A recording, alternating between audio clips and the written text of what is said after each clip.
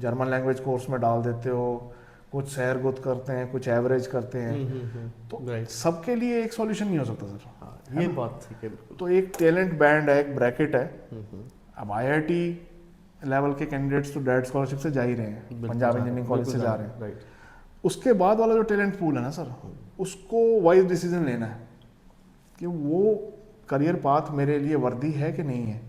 मुझे एजेंट ने तो कह दिया कि तू फ्री यूनिवर्सिटी में चला जाएगा, मगर मेरा प्रोफाइल जो है एकेडमिक प्रोफाइल वीक है, मुझे दिख रहा है 70% से कम है, 75% से कम है।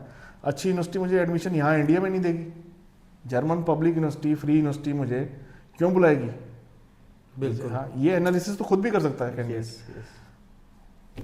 और पूछिए सर, तो जो बच्चे जैसे दूसरे कंट्री से रिफ्यूज़ हो जाते हैं, जैसे ऑस्ट्रेलिया में किसी के रिफ्यूज़ल है, कनाडा कंट्री से स्टूडेंट वीज़ा अप्लाई किया है, वहाँ से कोई रिफ्यूज़ल है, तो क्या ऐसे स्टूडेंट्स कोई प्रॉब्लम आती है जर्मनी में वीज़ा अप्लाई करने में, या फिर उनके एडमिशन में कोई इस तरह की कोई सर अभी देखो, आपका क्वेश्चन बिल्कुल राइट सेंस में है।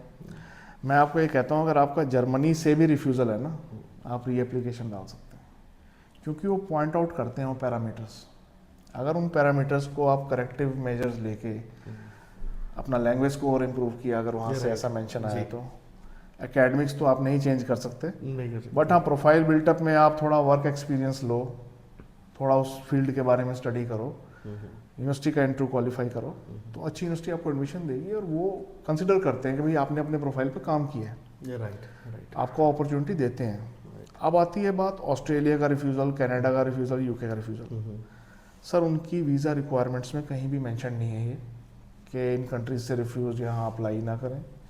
और मैं आपको ये भी बात कहता हूँ कि जो रिक्वायरमेंट ऑस्ट्रेलिया की है एकेडमिक्स में, वही जर्मनी की है, मोर ऑल्सो कनाडा की भी वही है। पीटी को अगर आप ग्रेजुएट के लिए 6 बैंड्स, पोस्ट ग्रेजुएट कोर्सेज के लिए 6.5 बैंड्स, पीटी को आप छोड़ दो, पीटी जर्मनी एक लास्ट आपने एक वीडियो में बताया था कि पियर्सन को मेजॉरिटी ऑफ द इंस्टीट्यूशन जो है वो एक्सेप्ट काइंड ऑफ उस तरह से कंसिडरेशन में नहीं लेते हैं, और better to go for IELTS और टॉफल। तो सर अब ये जो क्राइटेरियाज हैं इररिस्पेक्टिव ऑफ फाइनेंशियल बैकग्राउंड, जी है ना, ये मैच करते हैं सर। अगर आपको सक्सेस नहीं मिला ऑस्ट्रेलिया, एनी टाइम आप अप्लाई करो जर्मनी में। तो रिजल्ट तो सर देखो वेरी किसी के हाथ में नहीं है, बट एक सेकंड अपॉर्चुनिटी है। अगर किसी का फर्स्ट टारगेट ऑस्ट्रेलिया है तो वहाँ वो सक्सीड नहीं करता, अपने प्रोफाइल को ना वेट करते हुए नेसेसरी आप यहीं पे एक बार ट्राई करके देखो, क्योंकि इक्वली गुड अपॉर्चुनिटी है। अर्निंग के लिए भी अच्छा है, लर्निंग के लिए भी अच्छा है, और सस्टेनेबल करियर पाथ है सर। आगे आपको पीआर मिलेगी, पासपोर्ट मिला है सर। कैंडिडेट्स जो 2018, 19, 20, 21 में गए हैं, वो पासपोर्ट्स लेके हमें फ़ोन कर रहे हैं, मिलने आ रहे हैं। हाँ, तो ये अगर आप एक पाथ आप फॉलो कर रहे हैं रिलीजियसली, तो कहीं ना कहीं आप you and up doing good. तो मतलब ये अगर स्टडीज़ करने के लिए अगर एक स्टूडेंट यहाँ से जर्मनी में जाता है, तो पढ़ाई पूरी करने के बाद जैसे कि 1.5 साल का पोस्ट स्टडी वर्क परमिट मिलता है, टोटल लगभग 4 से 5 साल में आप कहने का मतलब पीआर के लिए एलिजिबिलिटी एक एप्लीकेंट की बन सकती है वहाँ पे। सर देखो, अगर आप मिनिमम 6 मंथ्स की जो है ऑन शोर स्टडी कर लेते हैं जर्मनी में, जी 18 मंथ्स का जो है पोस्ट स्टडी, वो एक एक्सपोजर है।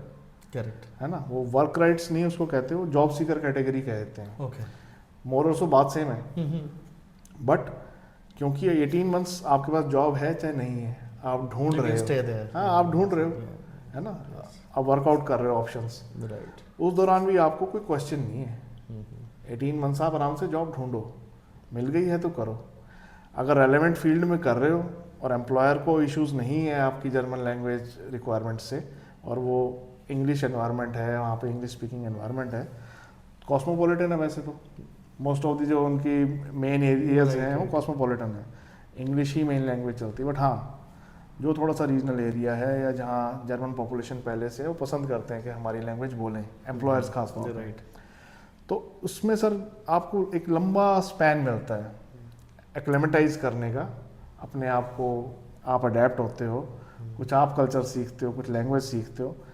तो जब एक पीरियड निकल जाता है ना सर 3 इयर्स का, और आपके पास एक जॉब है, कॉन्ट्रैक्ट है, तो आप सर पीआर के लिए एलिजिबल हो, ब्लॉक कार्ते वहाँ मिलता है, और ड्यू प्रोसेस फॉलो करते हुए सर पासपोर्ट्स ले लिए। जब स्टूडेंट्स 21 में गए थे तो ये है कि आप एक लाइन फॉलो करो, उस पाथ से आप डगमगाओ मत। फिर भाई हम आज चेंज कर रहे हैं, लाइन चेंज कर ली, फिर दोबारा कोर्स कर लिया, किसी ने एडवाइस कर दिया कि डिग्री के बाद दोबारा डिग्री कर ले, तू PSW में मत जा। तो ये थोड़े से टैक्टिक्स ना सर बैकफायर करते हैं। जब उन्होंने एक पाथ बना दिया भाई आप स्टडी करो, पोस्ट स्टडी वर्क करो, उसके बाद जो अपनी जॉब ढूंढ लो, अगर सेम फील्ड में मिल गई है तो अपना पेपर डालो। राइट। जैसे ग्रीन कार्ड यूएस में है, ऐसे ब्लू कार्ड थे, ब्लू कार्ड को कहते हैं, वो एज गुड एज PR है सर। राइट। सो ये था इस वीडियो का पर्पस, जो कि आपको पब्लिक यूनिवर्सिटीज़ के बारे में बताना हमारे लिए बहुत ज़रूरी था कि पब्लिक यूनिवर्सिटीज़ में एडमिशन का क्राइटेरिया क्या रहता है, किस तरह के स्टूडेंट्स को जर्मन पब्लिक यूनिवर्सिटीज़ जो है एडमिशन देती है, और ये जो फ्री एजुकेशन के बारे में हम जो सुनते हैं जर्मनी में फ्री एजुकेशन होती है, तो ऐसी फ्री एजुकेशन के लिए कौन स्टूडेंट्स एलिजिबल होते हैं, ये सब आपको शायद इस वीडियो को देखने के बाद क्लैरिटी मिल गई होगी।